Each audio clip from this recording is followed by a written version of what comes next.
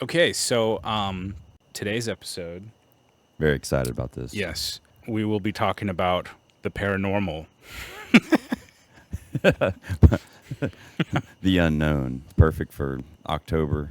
But yeah, so this episode, I'm really excited because Nick here, he had some really fun stories, and I think I knew you for about a decade before I even knew this story. It was like just dropping a ton of bricks on me. Just by Oh, by the way, did I ever tell you this story? What? yeah, this one time I was abducted by aliens. How did that not come up ever? It's not quite that. It's not quite that. It's still pretty crazy, but it's not quite that. Yeah, don't leave yet. Yeah, stay tuned.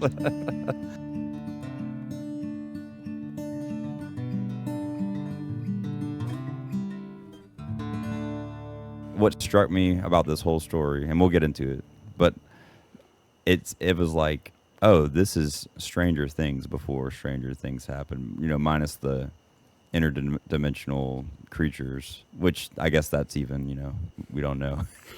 Yeah, we're not sure. You decide. Yeah, but yeah, maybe you could start us off with this is all going down in your one of your childhood homes of La Junta, Colorado. How did we even get onto this topic the night that I told you this story? I'm trying to even remember. Well, we both enjoy a good conspiracy theory. I think for one, we're differing levels of buying into different things, but we both enjoy a good yarn. And I'm sure at some point we were talking about UFOs, aliens, extraterrestrial, all that, Yeah. any of that Just whole like, umbrella. well, since we're on the topic, Yeah. Oh, now that you bring that up, yeah, so I was living in La Junta, Colorado. And so everyone thinks, oh, Colorado is so beautiful. But I was in a small little cow town of less than 8,000 people right on the border of Kansas. So I basically lived in Kansas. I could see some mountains. They were just an hour and a half away. But yeah, flat plains, a few canyons here and there, but it was pretty desolate. So I was 14 years old. My dad was a national park ranger, so he was at Bensold Fort National Historical Site, which was an old fort on the Santa Fe Trail. So right there, the Arkansas River runs through La Junta. It used to be the border between Mexico and the U.S., so that's why they had a fort right there. And I want to say it was even one of the first national parks to kind of be designated a national historic site. I could be totally off on this. My dad would be very upset with me right now. sounds right. I'll buy it. Yeah, No one fact check. It's fine. we'll have him on a guest later to fact check me. Yeah, I was 14 years old. This was 1998, as far as my memory can serve. And I'm thinking this because I'm pretty sure this was right before the X-Files movie dropped. And so we were really excited. We were big X-Files fans. This is you and an old friend of Yeah, yours, an right? old friend of mine. Yeah, he just was kind of the Mulder, and I was the Scully.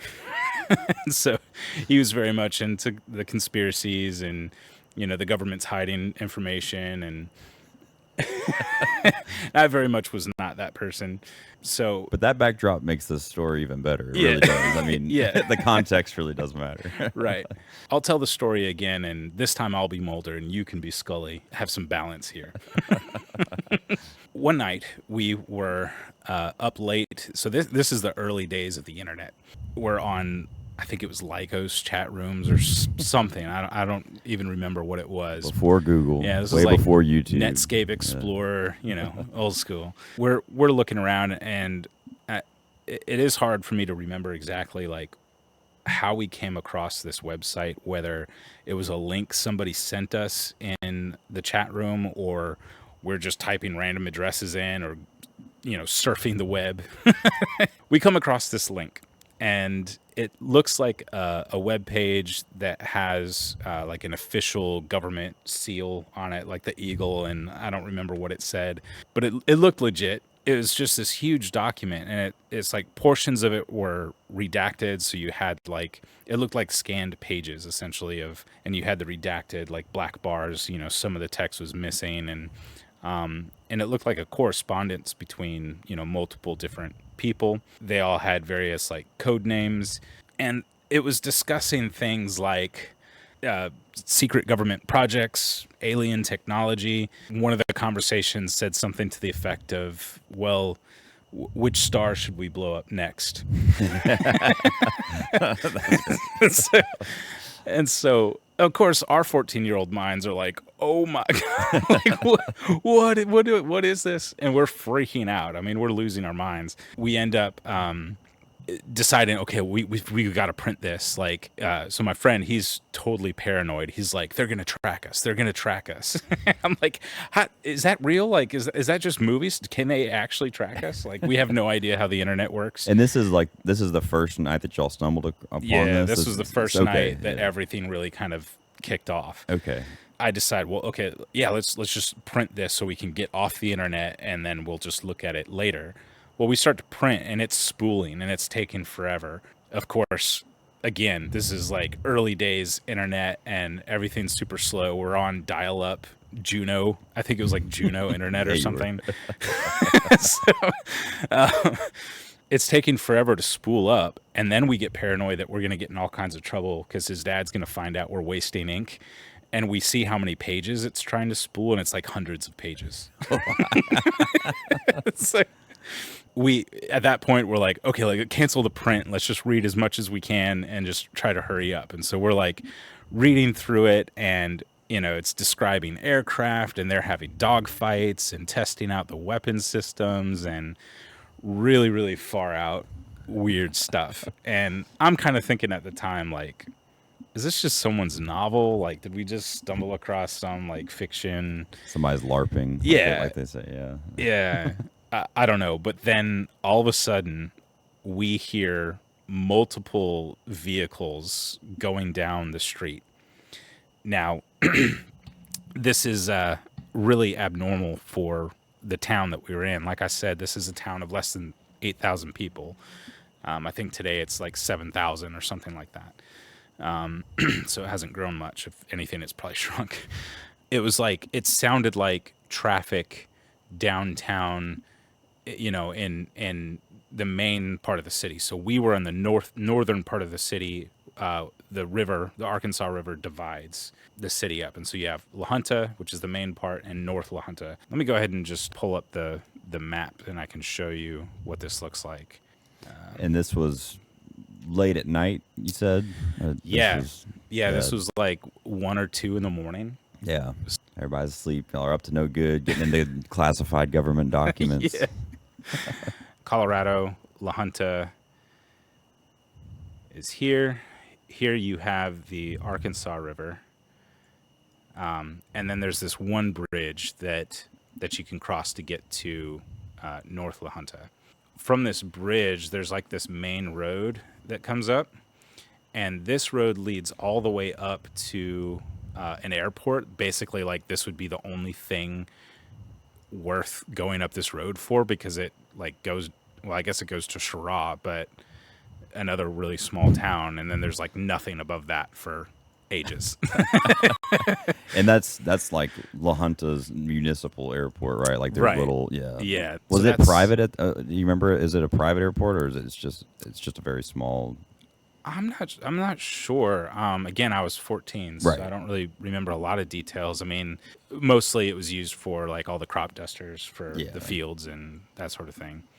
His road comes off here, branches off, comes up, and so here's the house. Of course, it's no longer there, which I don't really remember the story.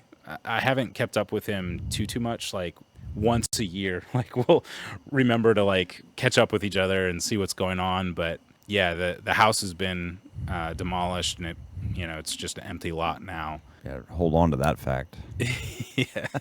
Yeah. It was very strange that you have that much traffic that late at night going up this road. Like, it would make sense if it was, well, it still wouldn't make sense if it was the main drag, but at least it would make slightly more sense if it was the main drag. So we're just hearing car after car after car after car run. We turn off the lights. We shut everything down. We like force the computer, turn it off, and I'm pretty sure we said a few explicitives. it's, we're freaking out. And we go to the window. I grab like a BB gun, and he gets his BB gun. Classic. and, so, and so we're at the window. We're peeking out. We see, it's white van, black van, white car, black car, black van. No license plates, no windows on any of the vans. All the cars are like exactly the same. Like all the vans are exactly the same, and it's just this huge caravan that goes for like, I don't know. It seemed like 20 minutes, but it was probably like 5 minutes or something like that. I think if I could put a number on it, but I would say 30, 40 vehicles, maybe something around there. And again, one or two in the morning Yeah. in this little town. Yeah. Very weird. So finally, it kind of dies down. We wait a few minutes. We're just expecting someone to like knock on the door. FBI open up, just bust in through the windows, and nothing. And so we're like, Ryan's. He's like, let's go chase him down. I'm like, what? He's like, let's go get our bikes. I'm like, okay. So we get out, we get on our bike, and we start heading up this road. So this road runs parallel to the main drag, but then it turns off and branches up here. We could see all the way down the road which direction they turned, and so they went. So they were going north first, and then they turn east. This road goes for miles and miles. It actually eventually does get to Bensold Fort, which is like, I don't know, somewhere. Yeah, right here. There's Bensold Fort. Once we get down to this road, we start riding our bikes down, and this is all flat land and cornfields. So you can see this caravan going all the way down, and then they turn north. Really, there's only one. There's a few bridges across this this canal. There's a canal here, and this is an irrigation canal that feeds all these cornfields. And so if you just follow this all the way down, the first bridge that you get to is here. And this is where they came. We could see them going up this road north. And then it goes into like just this big open, like it's just barren land. And then you do have the airport right here. We see that, and we start kind of, heading back to the house because we're like, that's kind of far. It's already 2:00 in the morning, whatever. We didn't really want to keep chasing them that night. So we're like, let's just go back to the house. We know where they turned. We'll go check it out in the morning. So as we're heading back down this road to get back to his house, we are riding our bikes, and we notice that there's somebody standing in the middle of the road. And he's dressed all in black. I can't really remember, like, was it like a suit or anything like that, but I just remember he was just all dark clothing. It just felt very out of place. We didn't want to turn around because we were like very much not wanting to like look suspicious or whatever. And so we just kind of kept going. We ride past him, and I think he just said something to the effect of like, "Nice night, hey fellas," or something like that. And we're like, "Yes, sir." We just kind of slowly go past him. Again, we're like cursing under our breath and just like, oh my God, we're going to die. We pass up, and we're like, well, we can't just go straight to his house. We got to make the block. Yeah, we got to just throw him off our trail. Right. We can't just go straight to the house. So we're like, okay, we'll turn down this road, which would go back to the main drag. As we start to come down here, we look to the west towards the main drag, and there is another person just standing in the middle of the road walking our direction. And he's a little bit further down, and it was dark. I couldn't really see. It was just his silhouette, so I don't know what he was dressed like or anything, but we're like, nope, just keep going straight. We pass up his house, and we're like, okay, let's go down this road. I forgot to mention, because there was another person that we could see down here as well to the south. So there's three individuals just standing in the street. Yeah. Did they all look like they were dressed in the same kind of clothing? Do you remember that much detail? Or I mean, I know it was probably dark. And the two, so this one here was silhouetted. It was dark, couldn't see. This one down here, same thing. We just saw a person like way down at the end of the street, and that's what made us like turn down this way. And we were thinking we would just go, sneak in through the back. Well, we walk down, turn around, and as we're coming back up, we see it. I don't know who it was. It could have been any one of these guys. I'm assuming it was maybe the guy to the south. And we just see him standing like right here and heading in our direction. So, I mean, we were just like in full panic mode. Like there's no reason for us to be out on the street, let alone anyone else like in North La Junta. It was just so bizarre.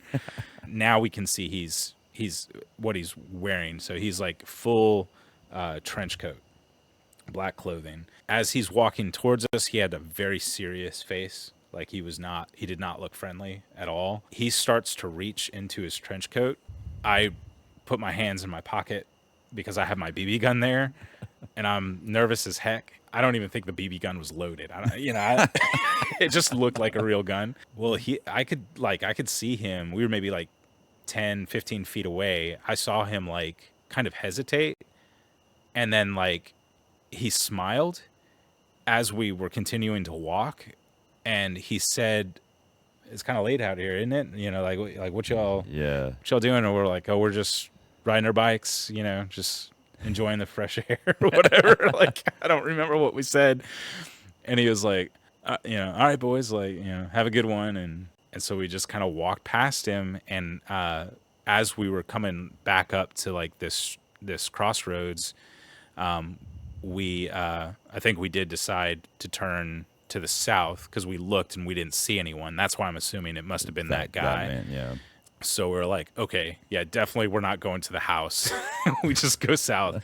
But I remember looking back, and he was walking up into a house that is actually right here. And this house is no longer here. I just discovered that today when I was looking at Google Earth, looking through these images. I'm like, why don't I see the neighbor's house either? People are going to think I'm just making this up. Okay, so okay, yeah. Did you? I was going to ask. You didn't? Did you see any more of those types of vehicles like parked on the side of the road, anything like that? I mean, I know this is 6 years ago now. Yeah, no, we didn't see any of the vehicles parked anywhere. Because it's just obviously it's already odd that they were just random dudes standing out on the road. Yeah. Late at night, but no vehicles or anything that you could see. And then so yeah, you said you could tell he was walking up to this house. Yeah. But did you see him knock or go in or anything? Or as we were making the turn, we just kind of looked back to see what he was doing and see if he was following us. But he just walked right up to the porch, and he was just like on the porch as we kind of got out of view. And my friend told me later, he was like, "Yeah, that's like an old couple's house. Like, I know those neighbors, and he doesn't live there. He doesn't live there." And so, we have no idea what happened after that. Did he go inside? Did he just stand there? Did he knock? Like, I don't know. And so, I mean, I know you didn't mention anything. So y'all didn't see anybody on your way out, right? Is what you you recall? You didn't. Yeah, that was the last. That was the last like encounter of like a random dude on the road that we saw. But so on your way, kind of to follow these, like you only saw the men on the street when you came back to the house, like from being out following the convoy. First we went after the convoy, and then on the way back we started seeing these people in the road. Appeared to be following us. I mean, I felt very cornered. Here we go. Yeah, so nice. You can see there's the house. So it was there, and you can kind of see it. There's a bunch of trees here, but that was his house.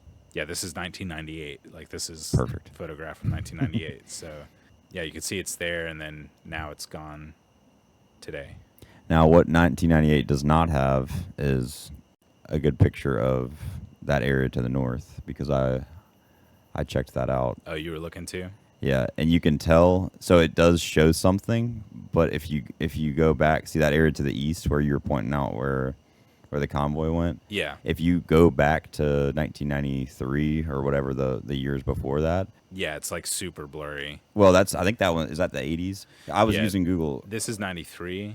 Okay, I don't know that it goes much. I didn't try to go back further. but one of the ones I was using, you could basically tell that it was unchanged. Like it was basically they didn't update it through that whole period, Okay. which was interesting. Yeah. So yeah, that was kind of like the first night. At that point, we were just kind of like, Day one, ground zero. yeah. The next day, we decided to go out, and we actually went all the way up to the canal road, cutting through this way, and just rode it all the way down where the first bridge crosses. It was like, surely, like that's the only way they could have gotten to the other side. Of course, like this was like fenced off. There was a shack. It had a green roof, so aerial photos, it would just look like part of the cornfield. Looked like some sort of like guard shack for the road crossing. That's really all we did. We like looked across and we couldn't really like see anything. So we were like, well, let's just wait till night and then we'll come back up and just see if we can see any like activity. Is this during the summer? Like were y'all out of school, or was Had it to have like a been. weekend? Had to have been because it was like, I mean, it could have just been a weekend, but it seems to me like it was probably a summer vacation sort of thing. It's all so perfect. Yeah. It's like all this free time. Yeah. Kids riding their bikes, chasing ET. We came out. We headed up this road. We start coming down this road, and I see a flare to the southeast just pop off. I think we were heading up towards the canal road, and we saw that. And then simultaneously to the north, we see like a super bright light hovering above the hills here directly up this road. And it's just slowly coming down. It looked like a bell is what it looked like. So it didn't look like a spotlight to me. It looked like a glowing bell, like a Rotolo's candy, like that Yeah, shape. yeah. It just was like coming down, and then suddenly it just disappeared once it like touched down on the hill, or like it just went away, like it was just gone. And so the combination of the flare and that was just really, really weird. We start running towards, while it was still descending, we start like riding our bikes as hard as we can up this road to try to get a closer look. We got maybe about here before the light just disappeared. All this area is like hills. Behind that, there is the airport, but it's way up here. And at first I was thinking, well, maybe it was just a helicopter coming down landing and it disappeared behind the hill. Yeah. And it was at the airport, which maybe, but I mean, it really felt like it was coming down much closer and in front of the hills. Like I felt like I could still see the light before it came over like the horizon line, Right. basically. So And I mean, could you hear any sound? Noise No associated? sound. No Was there any sound, yeah. noise with the flare behind you? Yeah, we heard the flare. Yeah. And the flare looked very much like a flare. Like it. Yeah. I mean, it didn't seem like weird, but the light definitely felt off. If I were to have to guess where it came down, it would be like right in this area. I don't know if I can see. Yeah. So here's some elevation, and you can see like it does, like the airport falls back behind Yeah. some hills there. And of course, your first instinct was to go after it as fast as you can. Yeah. Yeah. Well, we were also the ones chasing tornadoes, like when on our bikes. So What real else smart. is there to do in La Junta? Yeah. They're literally watch the grass grow. That was about it. If you can find it. Yeah, if you can find grass. We keep coming up, like we're trying to be quiet. As we're getting closer, we're listening for sounds. We don't see anything or hear anything.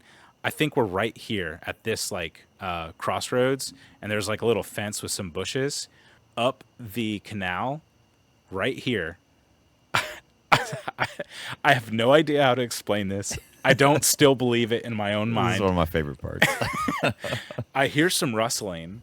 Our hearts stop. We look up, and on top of the canal road, there is a big, burly silhouette of what I can only describe as Bigfoot. literally doing the walk, like the putting his hands up in the air as he's The walking. exaggerated stride. The exaggerated stride. And I'm not a big Bigfoot guy. Like I don't get into all of that. Like that's not what I do. But I have no other way of explaining it other than that. Do you That's remember? Was what I that even saw. a thing at the time? Like, were you into that as a kid? Like, you? I mean, it was. I think so. I think it was. I don't know how far. It's like I don't even know the history. I don't know how far back that dates. I'm Oh assuming it yeah, like was a yeah, thing. the Patterson film and everything was from the 70s, Okay, and so yeah, the yeah, legends go way back. But and yeah, that, I mean, I'm sure it was like featured on X Files and like that kind of thing. And but like still, you saw something that. that's what I saw, Yeah. and I don't know how to explain it And in this my is mind. did Ryan kind of corroborate that? Yeah, yeah. And maybe, hopefully, maybe we can get him like on the show one day to kind of like tell That his would be great. version of the Yeah, events and like just unprompted sure. and let him, see how far off we are in our memory. But I didn't know, I'm like, surely this isn't Bigfoot. At the time, I think I was like, there's just some random dude up on this road walking around. And like, what if it's like a homeless, crazy person? He's about to murder us. So we like run or like we get on our bikes and just take off back south, back to the house. And so I think that's as much as we did that night. So we're just So how so much freaking time out. did you feel like elapsed between the flare, the light to the north, and then this person on or whatever on the canal road? 5 to 10 minutes. Okay, so Yeah, it was it really was like like the flare and the light bam, were bam, pretty bam. like one after the other, and then you rode up to the canal, Yeah. and then y'all were just kind of checking things out, and then you heard the rustle and saw whatever that was. I mean, it's not a very far bike ride up, so I'd have to say like all that took place within like 5 minutes. Hmm. Then randomly, there's Bigfoot in the bushes, like on the canal road. That checks out. Yeah. So Okay, so that's night number 2. night number 2, night number 3, and I don't remember. It had to have been summer because like we were like night after night, like Yeah. just. And I used to like live over there basically. I used to stay there all So the you were time. staying the night every night. Yeah. Y'all were like talking about it, I'm Yeah. sure, every Oh night. yeah. Like, We're what's just going like on? What have we seen? freaking out. So yeah, the next time we come out and it's night, we have our Polaroid camera, a flash camera. So this is our next sighting. This is where we were standing when we saw it. So we're still a good ways away from the bridge crossover. We see off to the north. You can kind of see there's like a hill line here, and like it kind of dips into a valley a little bit.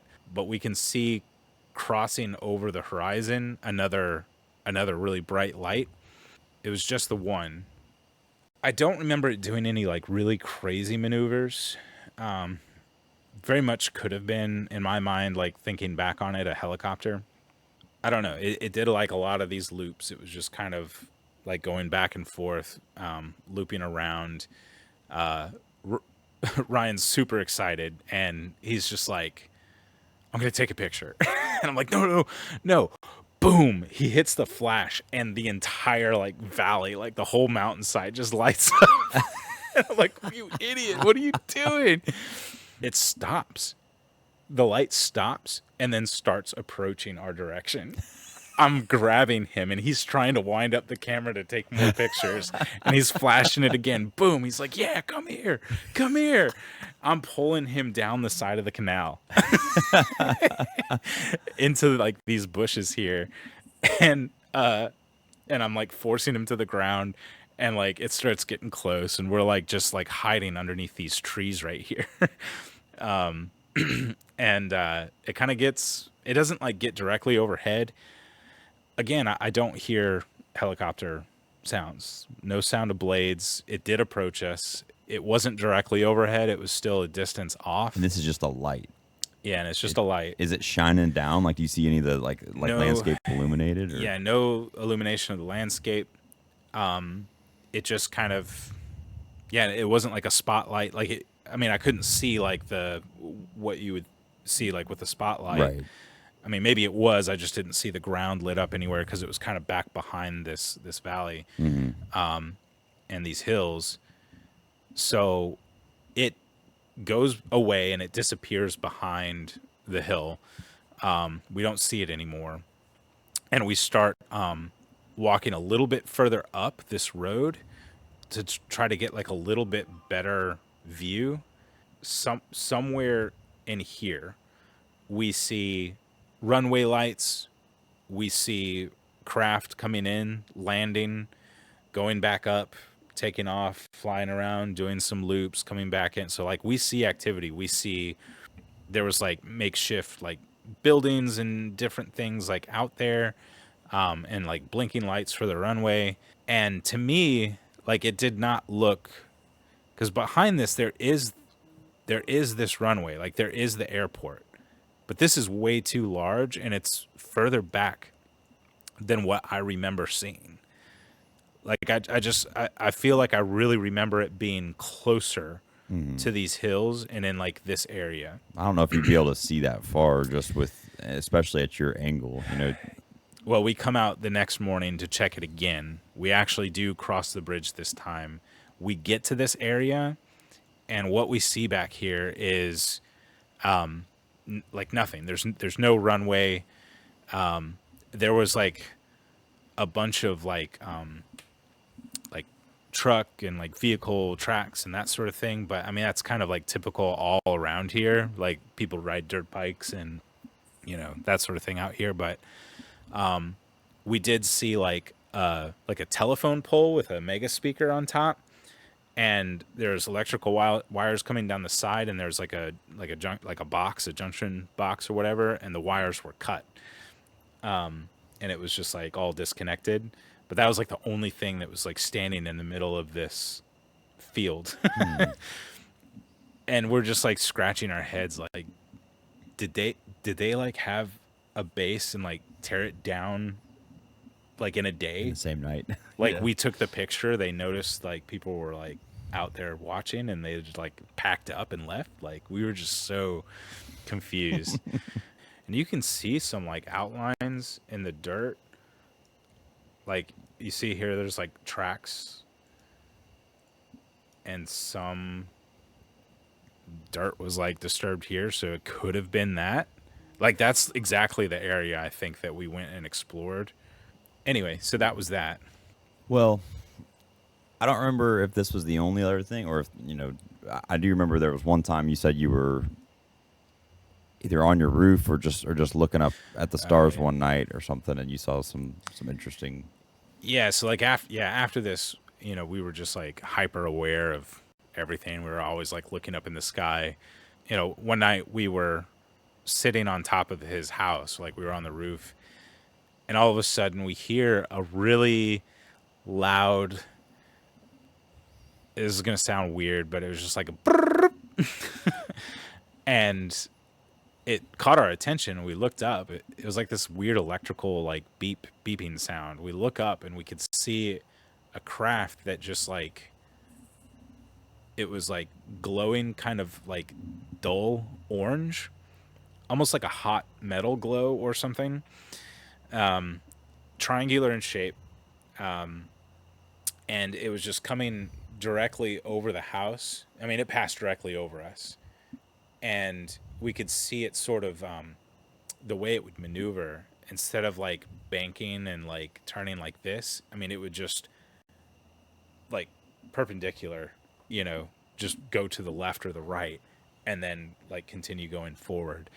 Very, very unnatural. It's kind of weird. Like nowadays you have drones and you could totally explain it away. Oh, it's a drone. Like it's really easy. But back then, like that was just not even heard of. So, but yeah, it was just very unnatural flight pattern. And to me, it really did. It looked like a stealth fighter, but not the large wing bombers. Something much more slender and diamond shaped. And could you tell? I mean, was it? I guess for you to be able to see like distinct banking maneuvers like that, it must have been fairly close. It was close. Like yeah. I could see like its silhouette real well. Yeah. And it was kind of strange how the way it was glowing. Like I didn't see any like bright lights on it. There was no lights on the wingtips or anything like that. No blinking No lights. blinking lights. And did it make any noise after that initial little trill? No noise after that. Couldn't hear a thing. Nothing in the air. Nothing. Yeah, like no. Yeah. Like, yeah. Yeah. Was it how fast would you say it was? I mean, I'm compared to conventional aircraft you've seen. trying to think. I mean, it that would be a really hard thing to explain. Sure. So, but it was making these strange. I mean, you're saying it's the moving like movements this. were quick, but the overall, as it was passing over us, seemed kind of slow. Interesting. And so, like, that movement from the side to side felt unnatural compared to its overall movement passing over us. So it was coming from the east, moving west. So I would have said it probably was like up in this area, like a little bit northeast, and it was doing these banking maneuvers, came, overhead. I mean, like not directly over the house, but, just over this road for sure. And then heading kind of more north this way, kind of like banking around this way. So we jump off the roof, we start heading back up the road again, and we lose sight of it. But on our way back up, we're like looking for it, and there's all these trees and stuff that are kind of blocking our vision. So we're trying to get out to the open fields so that we can see more of the sky. As we come past these trees, we're looking up and to the north, and we can see two craft that are, I mean, this is the most like stereotypical, like what you think of as UFOs, dancing around each other, like looked like a dog fight, and they're just swirling around. They were definitely higher up in the air at this point. Like you could tell like it was like much further away, but the speed at which they were dancing around made it seem even more like crazy. Like they're moving fast and they're really high up. And those flight patterns, like to me, I couldn't explain for just like what I understood as aircraft flight. Like even like two fighter jets going after each other, it didn't seem natural. They couldn't make those kind of the way they were tight circular banking and like movements. like I don't remember any like sudden stops and then turns in the other directions. Like it was like very much like a kind of a circling motion, but they were just dancing around each other and doing crazy maneuvers. And it was slowly getting further and further away from us until it disappeared behind these hills, kind of up in this area. To the north again. Yeah. Probably should have mentioned it earlier, but for anyone who's just listening, it would be worth probably pulling a video of this up later. But the first time I heard it, I didn't have any map references either, so it's still fascinating enough just on its own. Yeah, well, and I hadn't even thought of really looking any of this stuff up until we had that conversation. It's like I'm telling this story and I'm like, like there's a lot more just free information available online. Like even like old government projects are kind of coming out as declassified or whatever. So maybe there's some information. And it wouldn't, I think it's 50, is it 50 years, I think, for like the declassified process to, which of course, obviously they still don't release everything. They release it completely redacted. Yeah. It's just a black piece of paper. But yeah, because I want to get to sort of that part of where kind of our story comes in. But were there other things? I mean, I think you said maybe some other strange things occurred before. Yeah, I'll try to run through them quickly. But yeah, after this point, we didn't see very many like UFO, like aerial sightings anymore. Everything else was kind of just us on high alert and paranoia that we were definitely being tracked by the government and we're going to be assassinated any moment. And of course, I think at this point, the X-Files movie had come out and we were like full on, like we were living the X-Files. It was us. And so we did take like multiple trips back out there trying to see if like we could ever see any more vehicles, if we could see any more runways like pop up or any more tests. And we never found anything. I never saw Bigfoot again. But like we would, maybe school had just started back up. Cause like I do remember there was like a period of like maybe months in between this now, But we would go back to school, and I remember we would see some of those vehicles just like parked on the road, like on our bike route, because I would ride my bike to my high school. So I kind of lived in the main part of La Junta, somewhere kind of up in this area in these roads, and I would ride through like this field and come down to like the high school is over here. Interestingly enough, this high school is really weird shape. It's these octagonal things. This used to be like a bomb shelter back for the Cold War era. But yeah, so but we would see like some of these vehicles just like parked, and sure, like it could have just been like someone's car or vehicle, but like we were so paranoid, and but we also were hearing stuff on the phone line. So we would call each other and we'd be talking about all this, and but when we'd pick up the phone, I could hear breathing.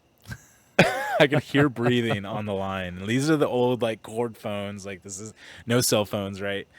And you would hear like clicking noises and like various like weird just noise on the line while we were having a conversation. If we got quiet, and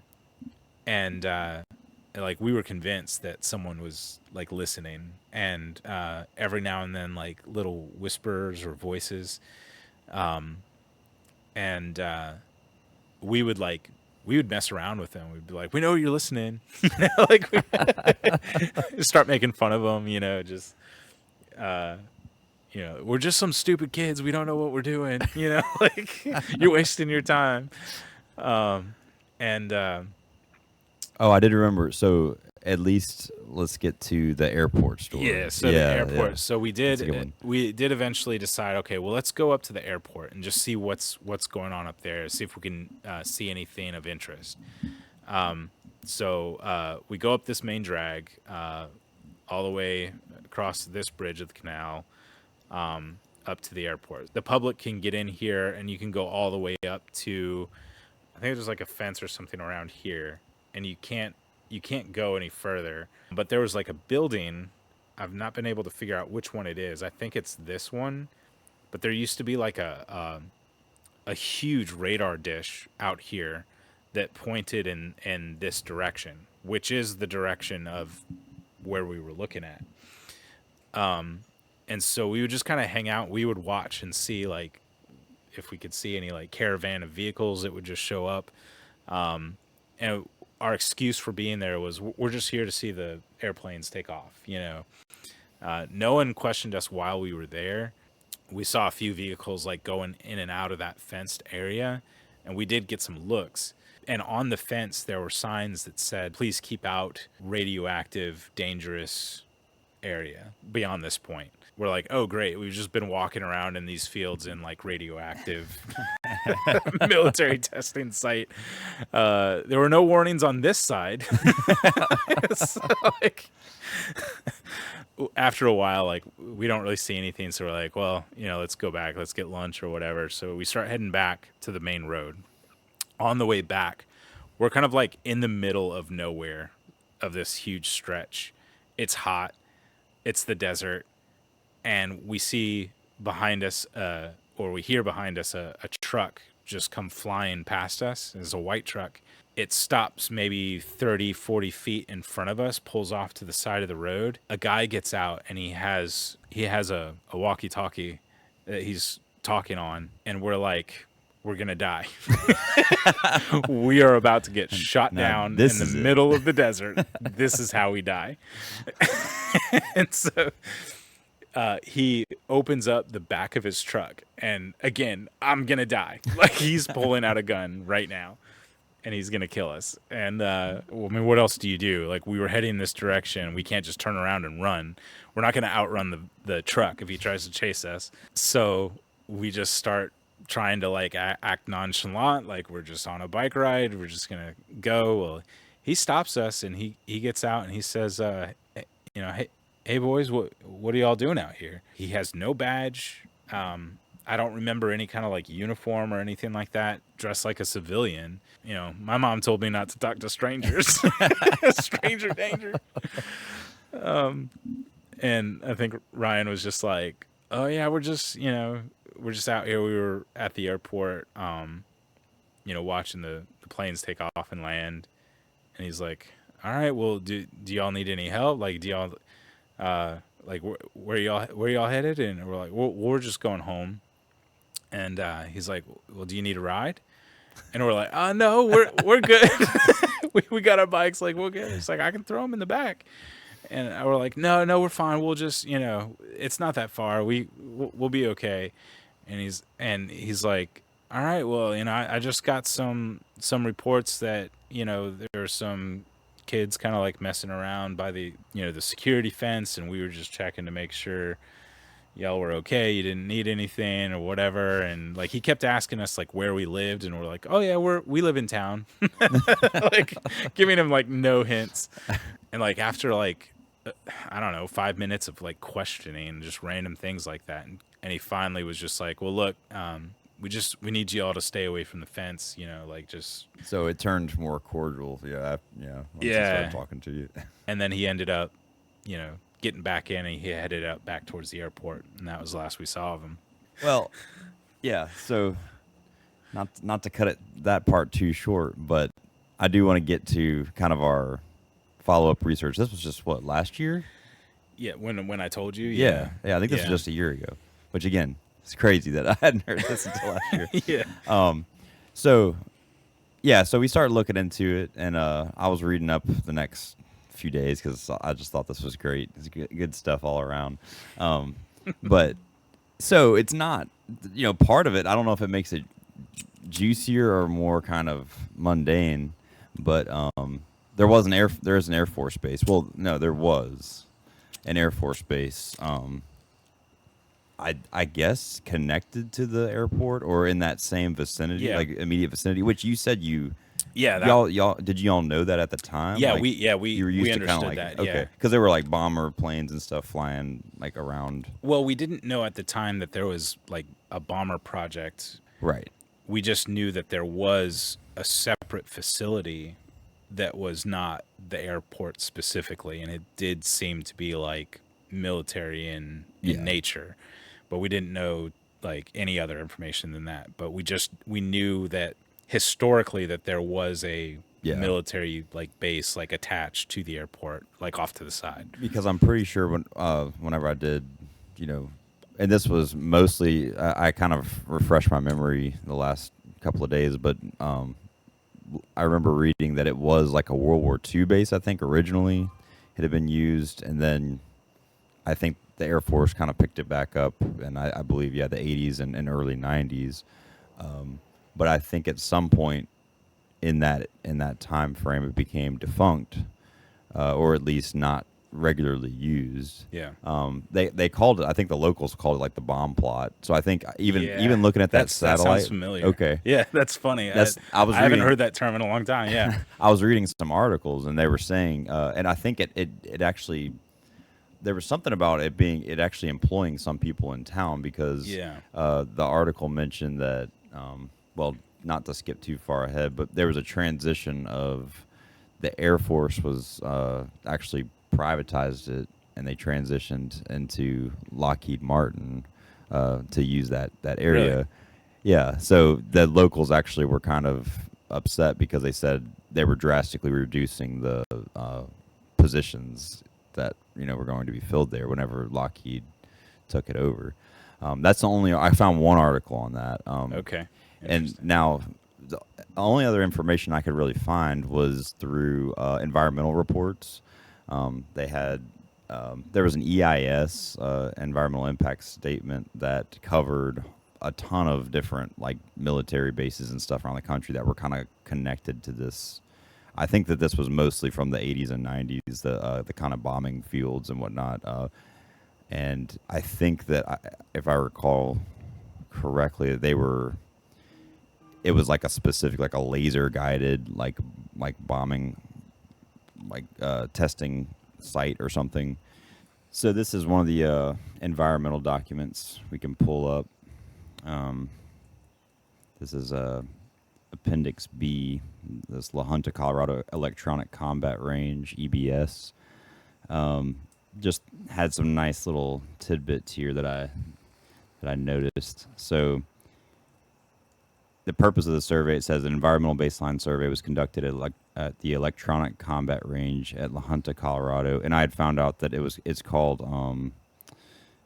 the LeMay Technical Operations Facility.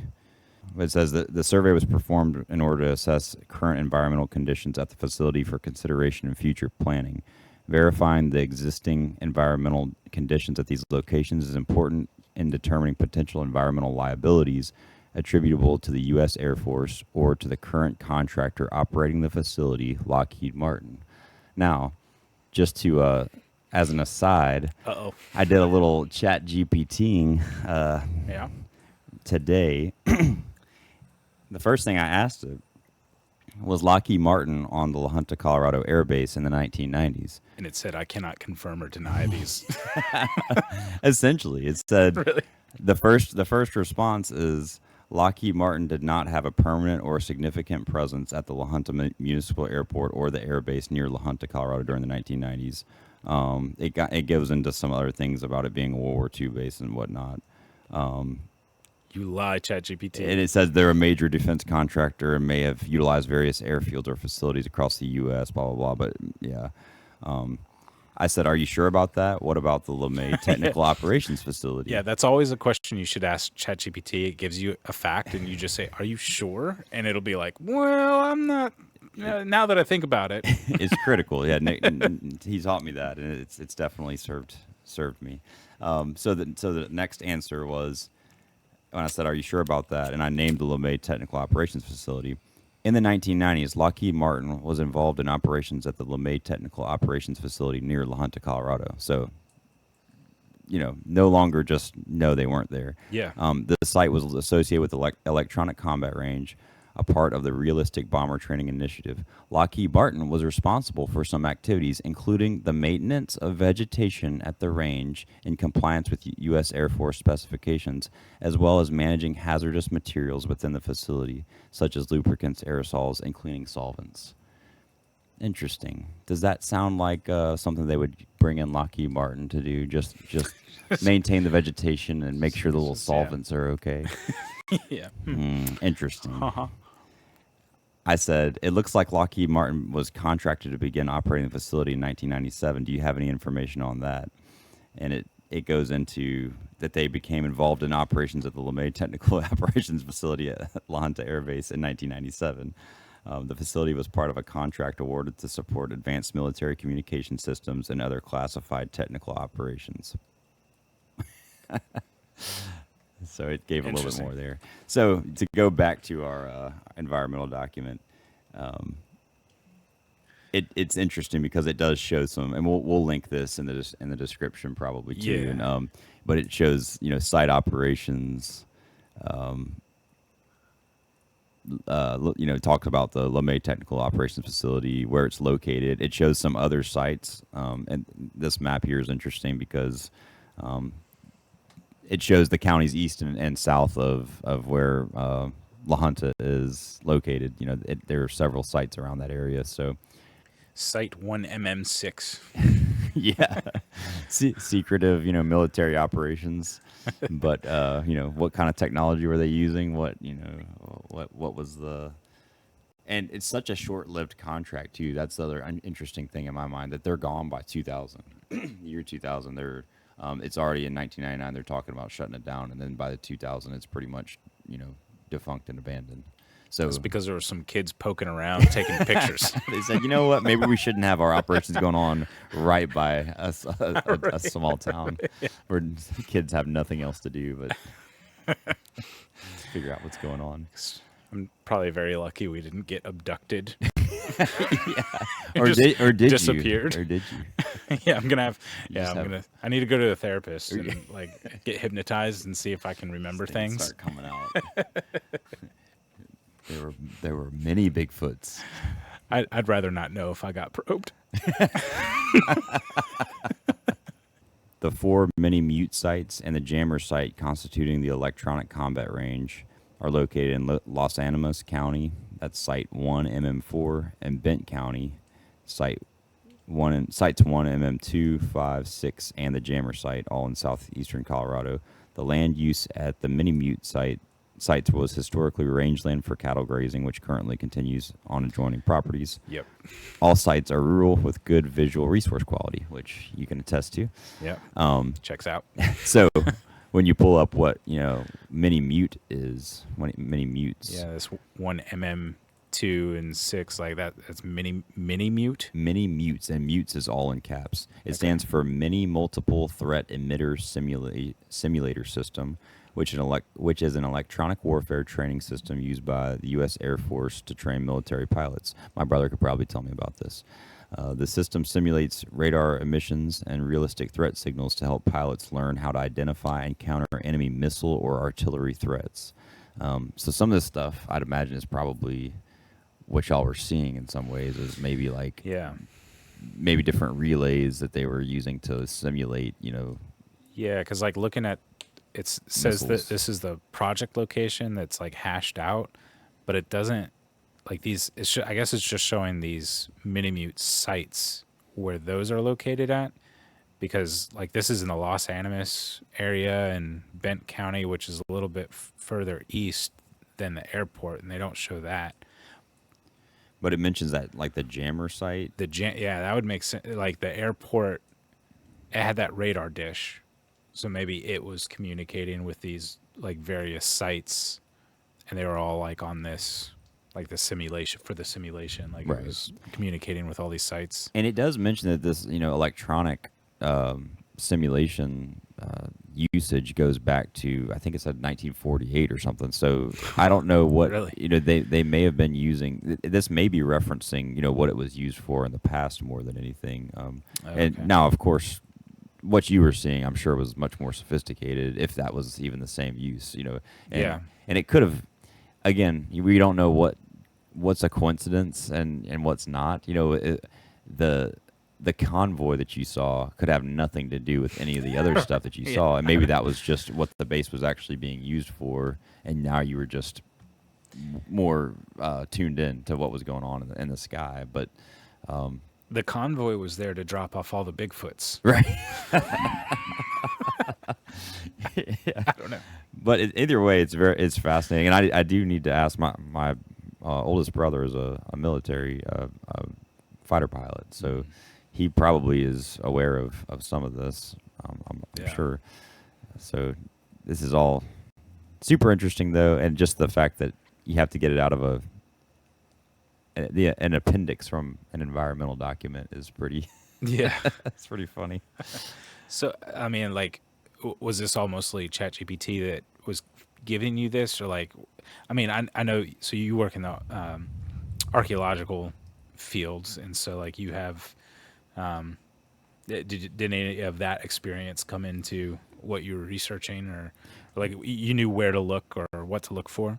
Well, so it pulled up whenever I was doing my research. So now I do have a background in archaeology, but I work in environmental studies as a whole now, a little broader, just in the whole NEPA field. And so it brought up, like I said, like the EIS, any government actions they're required to do certain environmental processes to fit to code. Now again, What's NEPA? Explain. NEPA is the environmental policy that was enacted like back in the I think the 70s is when it was started. Okay. And it has a really broad umbrella that it covers everything from air and noise regulations and requirements to environmental justice and like social issues, just to kind of keep the government in check. So it's basically supposed to be there to make sure that the federal government isn't screwing Just up our environment and Dumping Yeah. hazardous waste. exactly. So, but they're required to. Even the military has to, at least in theory, adhere to these standards. So they're going. Yeah. They have to produce these documents now. They are supposed to be public documents, but the military is a special case, so they can redact, I'm sure, a lot of information. But again, I was able to find this appendix at least from this document that was made Okay. in 2000. I think this was wrapping up when this site was preparing to be handed back over to the city of La Junta.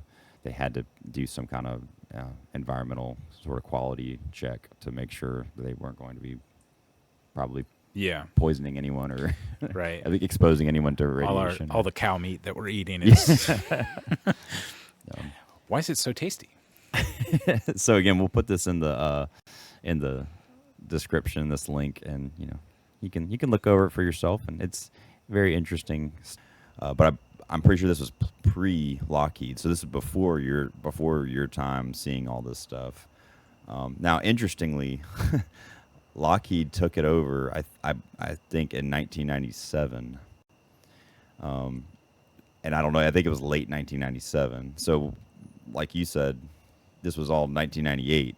So it corresponds. I'm scared for my life. It corresponds directly with Lockheed All right, rolling up and using this episode base. has now been canceled. Yeah, yeah, we're not going to post any of this.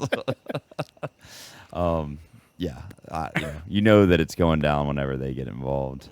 But and so what I did find, this was sort of like an exit environmental report. Okay, so and all I could find was Appendix B from this report, right? So I'm sure there was a lot that was not released, but Interesting. this the report mentioned, it made it super. It was all very like it didn't mention a whole lot about the operation itself, but it did have to kind of give some like premise, like military testing or whatnot.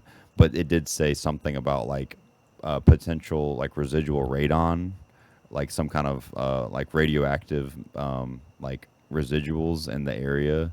They said that they should like go back and like make sure that it doesn't linger. Oh yeah, I think I do remember reading some reports on that, like, because they had to like deal with some of the locals as far as land purchasing and like there's various like reports on that, like what they had to do in order to transfer the land. They had to make sure that it was clean or like Right, because I did find there was an actual like legal document that I found basically transferring the land back over to the city of La Junta. Okay. I did find that, and that Yeah. was all above board and everything. So that was also interesting because at that point I was like, okay, I think that was the first document I found, and I was like, okay, well there was definitely something going on there with the military. But the more I looked into it, so like I said, it either makes it more mundane or more interesting, however you want to look at that. yeah. But and then it goes on. It says something about the radioactive materials, and then it was like, and then there was like an oil drum that was left or something like that. I'm like, okay, well, so very very typical of secretive military stuff. Of some things have to be released to the public, but Yeah. it's going to be a heavily Yeah. redacted, pared down to Very the bare verbose. essentials. Yeah, Talking about a whole bunch of nothing for a while, and then right. yeah. So that made it all the more juicy. You bring in Lockheed in. Yeah. I mean, could they have just been testing, the latest, military technology, and probably How does Bigfoot tie in, and how does this random website that we came across, and was that website, were we actually tracked? Was that all coincidence? Yeah. Were there just random dudes in North La Junta? If you're watching Well- and you're the random dude that was on the street, please let us know. please call in.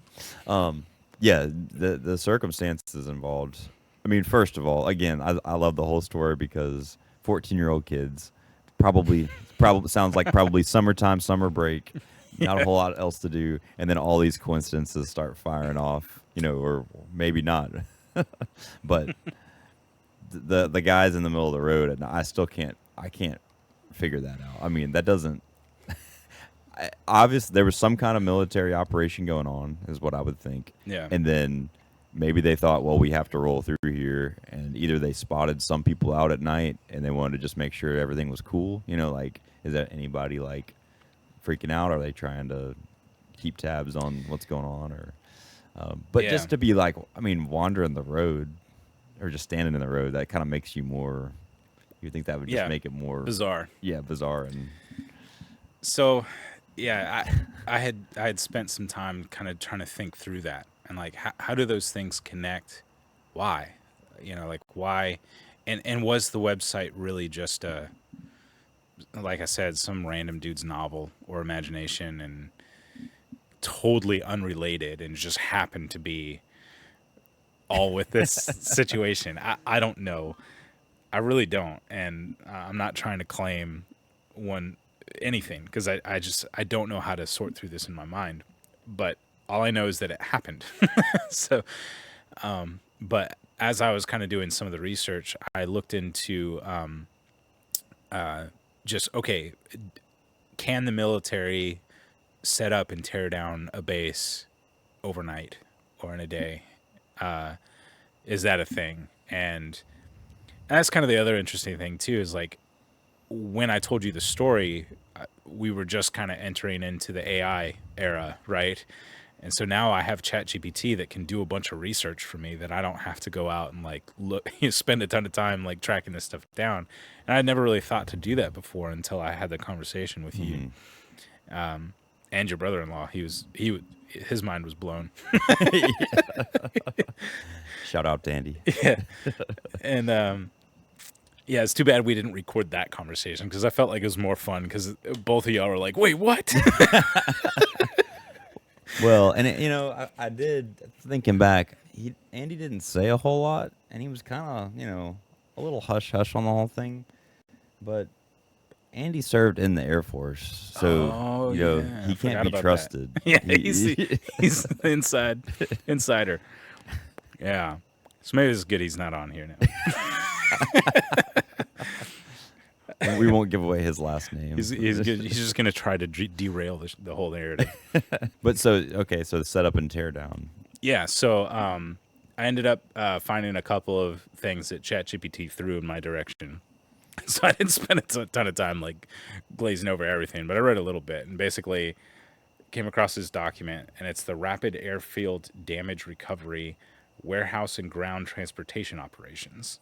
See, this is the official kind of look and seal I saw on that website. No, I don't know if it was the same one, but just documenting how they go about tearing down and setting up and yeah, they short answer is yes, they can do it very rapidly. This is something they train to do, and they have like all the logistics figured out as far as like the materials, how to get it there, what sort of ground conditions you can do it in, which is basically any, even if there's craters. So like if it just got bombed out and they have to respond by getting aircraft in the ground, like the airport just got annihilated. They have a mechanism for filling craters, and that is this document. So it's the Fawn Trackway Rapid Runway Repair (RRR). It looks like this thing that you can like roll out, and it's sort of modular. But then they have like a whole process listed for. See, there's the track, and they have this whole process listed for cleaning the debris, filling the crater, sort of leveling out the ground so that they can roll this tension mat out and bolt everything down so that it's secure for aircraft to take off. And it looked like, I mean, from the satellite imagery you were showing, I mean, that those fields look like craters. I mean, Yeah. and which again, that was probably from the 80s, early 90s. That some of those, they're probably like dummy tests or something. I would imagine, right? Yeah. But I mean, I don't think they were going to be setting off or actually doing live bombings anywhere close to Yeah, the not town. that close to the town. But yeah, if they were just testing, digging holes, who knows? Yeah. But yeah, there's definitely like that's what it looked like to me, at least, right? All those little little spots, pop marks, and but certainly, and then there's like a trail where it would make sense, like if you were bringing a bunch of materials in, yeah, maybe you'd have stuff stored here. And like there's all this too, like this is all empty, but you can see clearly like there used to be stuff here. Yeah. And Now we don't know what part of that. Like I said, if there was a World War II base there, some of it that could may have been older. yeah, For sure. Yeah. left over from that base. But But all very interesting. yeah, and so those are two documents that kind of helped like verify at least that yeah they can tear down and set up like very quickly. And crap, I forget which section it is. Somewhere in here, it talks about the amount of time that they like require for materials to be located is something like 7 minutes. And we'll put links to all this in the show notes so you can look over it yourself. Yeah, here it is. So the warehouse team delivers flowable fill and asphalt when supporting repairs. Total volume of materials determined by the number and size of repairs. The flowable fill staging and asphalt production may not be collected, but should each be within 7 minutes driving time to the airfield operating services. And I think there's like maybe another section that goes into that a little more detail. Do you think that's for more like the runways and stuff they'd be using though, if it's asphalt repairs? Yeah, because I mean, it's definitely not this system. So I don't know if this is more new technology or, you know, I don't know what they were using back then. Right. Yeah. But Interesting. so like that got me thinking. I was like, well, this caravan. Okay, so would the caravan be transporting materials for this base setup and teardown? Was this some sort of like live just drill for testing this whole system? And if so, they were coming from, this was the direction that they would have had to have come from. Right. They were traveling north. They would have turned up this road. And instead of going straight direct up to the airport, they come down this side road, you know, and then head up this way. I pulled measurements on Google Earth. Yeah, it's 34,000 feet. And so I asked ChatGPT, so approximately 6.44 miles, what would the drive time be, you know, if you were coming from the bridge going into the main part of the town? Mm-hmm. There is a huge rail station here, right there at the mouth of the bridge. And there's like this little side road too that just kind of, instead of having to get onto like the main drag of La Junta, like this is the main drag that goes through downtown. Here's this huge rail station. This would be where you'd get your supplies for that, like the most logical place. Sure. I mean, maybe could have been stored at the airport too, but but large, you know, you would think large supplies needed for like the materials needed for construction, things like that, would be in like larger trucks, right? Like yeah, like trailer trucks or something like that. And we didn't see anything like that. So yeah, was it just personnel? could have been. I mean, they could have been materials too, for sure. It could have been all kinds of things. But the other thing that struck me though, when I was reading, I think one of it was, you know, one of those documents was the EIS, and they mentioned these other testing sites, and they were in Texas and New Mexico, which, you know, would be basically directly south, right? So I mean, they could have been coming from one of these other bases, you know. And like you said, I mean, they could have been doing a drill. There's no telling, but it is interesting to be doing it that late at night, and then just to see the strange things that you did see. I mean, Yeah. that does check out. I mean, you have New Mexico and Texas to the south of you there, and I think they were showing the bases, like there was a one in the Panhandle and whatnot. Yeah. But Well, Colorado Springs, you also have NORAD. right, yeah, you do have that whole major Air Force base there. Yeah, all very interesting. But yeah, I don't know.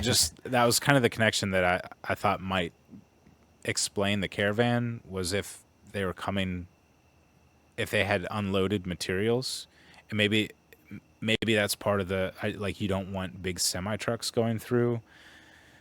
That's a little more obvious. And so if you're trying to be clandestine, you know, you even though a huge caravan going through North Lanta at 2:00 in the morning isn't exactly clandestine. Well, that's the other odd thing to me, is like, if it is supposed to be real discreet, then I mean, and were you hearing?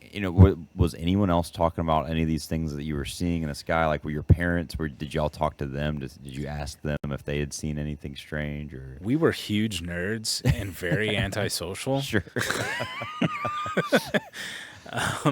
We didn't have a whole lot of friends. I know it's really hard to believe.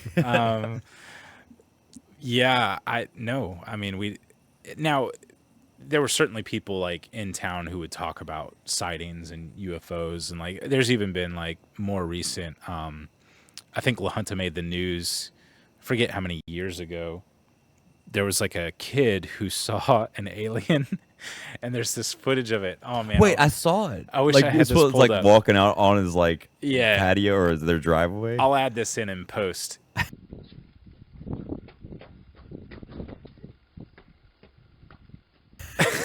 Because it looks really uncanny. But It's very strange. it's like this little tiny alien that just runs out from the driveway, and it's walking really weird. It's super skinny and small, and just I mean, just looking at it, you're like, oh my gosh! It was like that moment from Signs, Yeah, it was. where they're huddled up in the under I don't the like. stairs, Yeah, I don't like that. and it walks across. I had that kind of reaction to it. I was like, Yeah, it is uncanny. I mean, I don't buy it. No. Especially with the way the kid acts on the interview. Yeah. He's just like, I don't know. It looks like Dobby from Harry Potter. Harry Potter, yeah. But yeah, they definitely did a good job. Whoever did it. Yeah, I mean, it looked pretty good. It was pretty convincing, but it definitely, like, the kid was definitely fooling around. He was in his pajamas.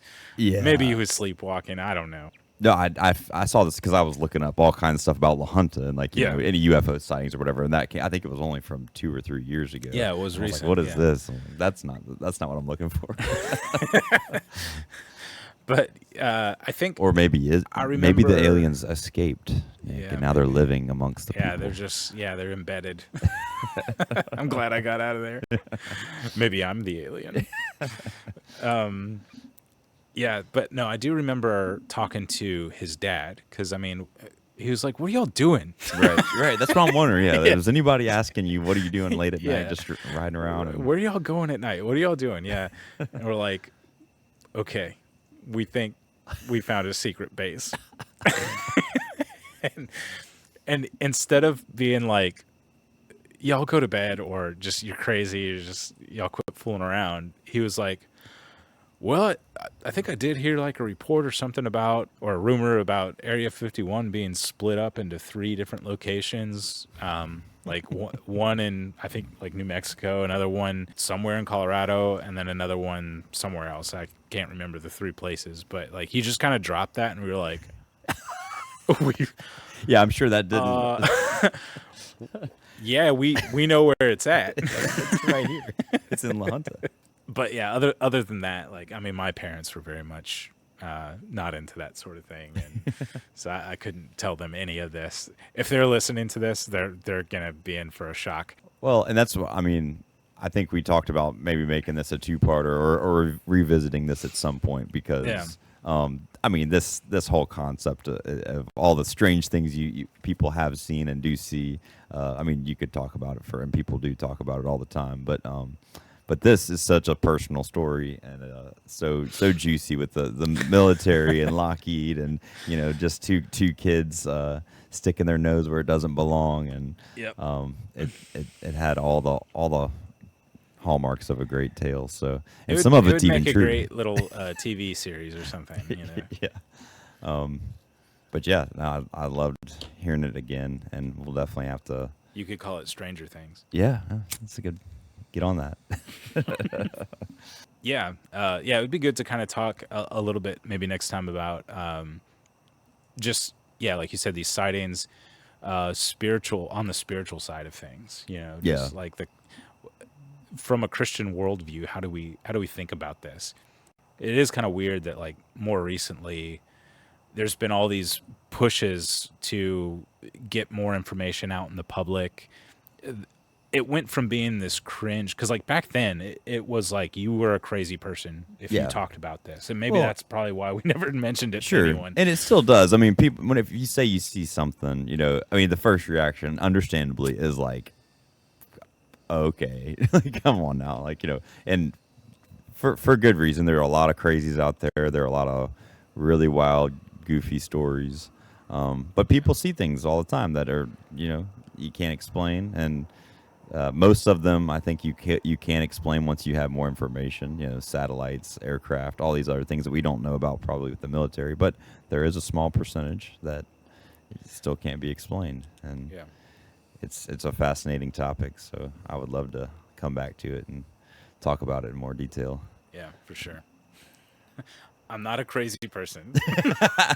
At least We should have put that at the beginning. I don't think I am. All that radiation really went to your head. This is just tobacco. All right. Well, I think that's a good stopping point for tonight. It's something for you to merely muse about. Until next time.